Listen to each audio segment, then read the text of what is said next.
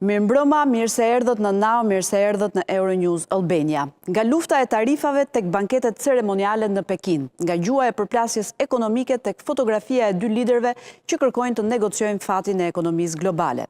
Vizita e Donald Trump në Kinë nuk është thjesht një udhëtim diplomatik. Është sinjali se marrëdhënia më e rëndësishme dhe më e tensionuar e shekullit po hyn ndoshta në një fazë të re.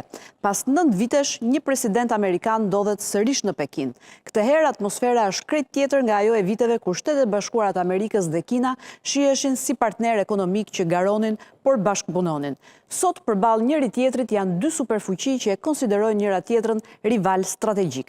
Në njërën anë Donald Trump, simboli politik i nacionalizmit ekonomik amerikan, në anën tjetër Xi Jinping, lideri që ka transformuar Kinën në sfiduesin më serioz të dominimit amerikan në botë. Në tryez nuk janë vetëm tarifat doganore apo bilancet tregtare. Diskutimi real ka të bëjë me kontrollin e së ardhmes, inteligjencën artificiale, mikrochipat, teknologjinë, zinxhirët global të prodhimit, Tajvanin, Iranin dhe vetë arkitekturën e re të pushtetit botror.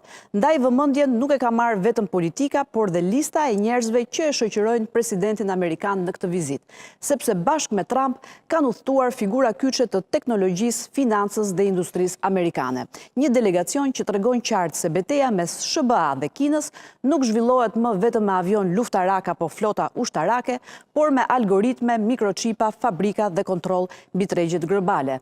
Mes tyre bie në sy edhe figura e Elon Musk, ndoshta simboli më domethënës i kontradiktës së epokës sonë. Njeriu që përfaqëson teknologjinë dhe inovacionin amerikan, ndërkohë që një pjesë vendimtare e perandorisë së tij industriale prodhohet pikërisht në Kinë. Një paradoks që tregon se edhe pse Amerika dhe Kina janë rivalët më të mëdhenj gjeopolitik të momentit, ato mbeten thellësisht të lidhura ekonomikisht me njëra tjetrën. Ndoshta kjo është arsyeja pse kjo vizitë po ndiqet me kaq interes nga e gjithë bota, sepse ajo që do të ndodhë në Pekin nuk prek vetëm këto dy vende, prek ekonominë globale, tregjet financiare, teknologjinë, çmimet, sigurinë dhe ekuilibrat e një bote që po ndryshon me shpejtësi. Për këtë temë dua të flasim sot, sepse modestisht edhe ne jemi pjesë e këtij realiteti global. Kam kënaqësinë të kem në studio profesor doktor Enver Bytyçin, ekspert i marrëdhënieve ndërkombëtare. Shumë kënaqësi që jeni këtu, profesor. Mirëmbrëma.